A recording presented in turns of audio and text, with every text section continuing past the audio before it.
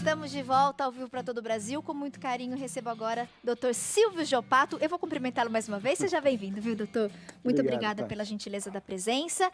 Cardiologista, tem participado conosco uma vez por mês, falando um pouquinho sobre saúde do coração, né, doutor? Os cuidados que a gente deve ter. E hoje falando especialmente sobre a pressão alta, né, a hipertensão, que infelizmente é muito comum entre os brasileiros, né, doutor? Muito.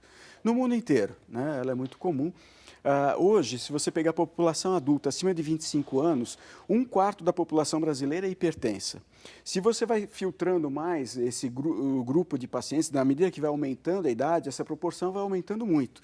Então, quando eu pego pacientes, por exemplo, que são encaminhados para mim para fazer cateterismo, no meu banco de dados eu tenho 4.000 pacientes que foram já encaminhados para fazer cateterismo. Desses, 70% tem hipertensão na história clínica. Então, na medida que você vai filtrando, vai refinando, os números vão aumentando. Mas se você pegar a população geral, acima de 25 anos de idade, 1/4 da população brasileira é hipertensa. É muita gente. Para a gente entender o que é essa pressão alta, doutora, essa pressão sanguínea, o que acontece com o nosso corpo, com os nossos vasos, como isso funciona na prática? Vamos começar a falar um pouquinho sobre o que é pressão arterial, o que é pressão sanguínea. No mês passado, eu trouxe aqui uma artezinha para vocês, né, que era uma artéria estática. Hoje eu mudei um pouquinho, coloquei um pouquinho mais de arte nela. Hoje nós temos uma artéria pulsando, né? Então a nossa artéria aqui está pulsando. O que é essa pulsação? Aquela pulsação que você sente no punho, nas carótidas, em qualquer lugar você sente que pulsa o sangue dentro do seu corpo.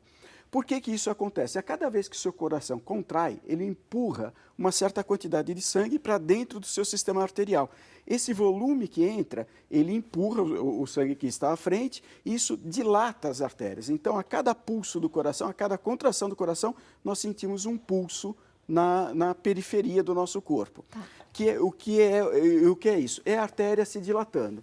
Como ela é elástica, ela dilata até um limite e depois ela volta para a situação de repouso. Então, dilata e volta, dilata e volta. Então, isso é o pulso.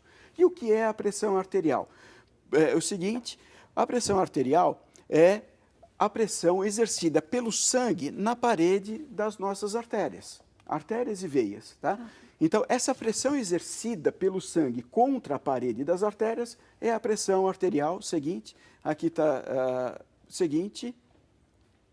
É a força, na verdade, então, que esse sangue passa pela nossa artéria, essa força que o sangue tem de fazer essa contração na parede da artéria. A cada contração do coração, o sangue entra no sistema arterial, é um volume extra que está entrando, ele empurra a artéria para fora. É o pulso. E essa pressão, que é a pressão sanguínea. Isso é normal, tá certo?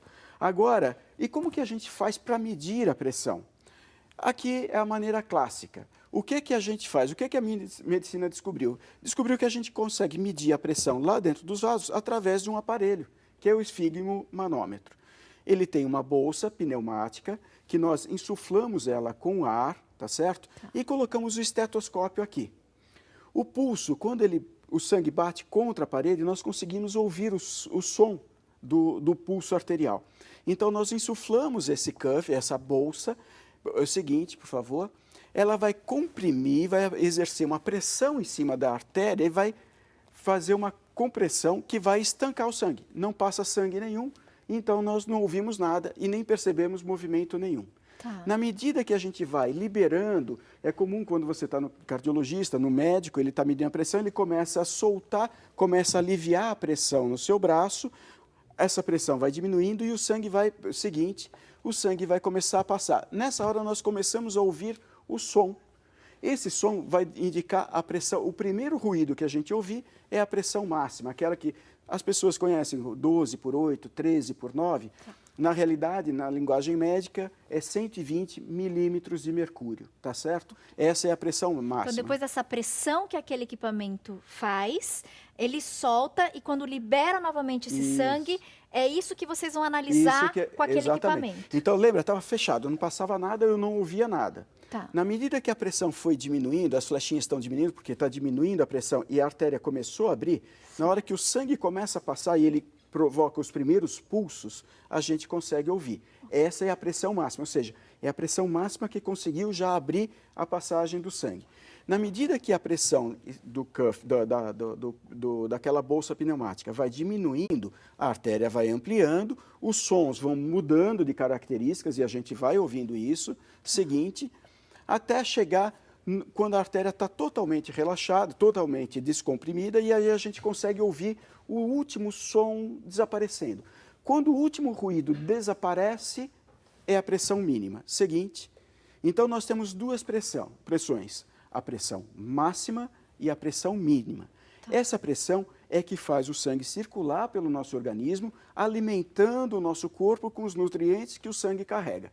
Porém, isso tem um limite. Aqui eu coloquei para vocês os limites de normalidade. O normal, a gente coloca 12 por 8, essa é a pressão ótima. A partir daí, nós temos a ótima normal. Abaixo de 130, ela pode ser um pouco maior que 130, até abaixo de 85. Acima de 135 até 139 e 85 até 89, ou seja, até 13,9, 8,9 é aceitável, é uma zona limítrofe. Porque popularmente as pessoas leem assim, né? 12 por 8 e não 120, né? Então 120. 12 por 8, Isso, 13 por 8,5. Por 8, isso. Então ela ficando abaixo de 13 e abaixo de 8,5, está ótima. Normal e ótima. Tá certo? Certo. Quando ela passa, já vai para 135, 13,5 até 13,9 de máxima, por 89 a mínima, é a zona limítrofe, não dá para passar por aí. Tá. Ou seja, é um risco aqui, a pessoa já tem que tomar muito cuidado já com tem seus que se hábitos. cuidar. Depois eu vou explicar como isso é importante. Tá. Quando a gente entrou no 140 por 90, 14 por 9, você já é hipertenso. 14 por 9 é hipertensão. E aí nós temos os estágios da hipertensão, o estágio 1, o estágio 2, o estágio 3. Então, 14 por 9, ó, aqui já passou de 16 por 10 e vai aumentando. Na medida que a gente vai mudando de escalas, o risco de eventos cardiovasculares vai aumentando, tá certo? Uma pessoa 14 por 9 tem menos riscos de ter um evento cardiovascular do que quem tem 18 por 10, 18 por 11, tá? Esse é o terceiro estágio, é o mais grave, é o de maior risco. Eu acho importante até a gente ressaltar, né, doutora, a gente está falando sobre a pressão alta e hipertensão, e aí muitas pessoas em casa, Tati, a pressão alta geralmente os adultos, né, as pessoas mais velhas que acabam tendo esse problema. Não! Fique atento a você, fique atento nos seus filhos. Por exemplo, posso mostrar, Igor? Vem cá, Igor. Deixa eu mostrar, ele tá tímido. Ó, gente, o Igor, você tem... Eu tô sem microfone, mas só para a gente dar um exemplo aqui concreto. 18 anos, né, Igor? E você tem? Tem pressão alta. Tem pressão alta. 18 anos, gente, já toma remédio para pressão. Então, você, mãe, atente. Você já levou seu filho para fazer esse exame? Para medir pressão? A gente vai falar um pouquinho mais com o doutor sobre isso. E não é coisa de pessoas mais velhas, mais experientes, não. Hoje, a pressão alta e hipertensão atinge todas as faixas etárias. O Igor, com 18 anos, já toma remédio para pressão alta. A gente vai falar mais sobre esse problema que atinge muitos brasileiros no próximo bloco.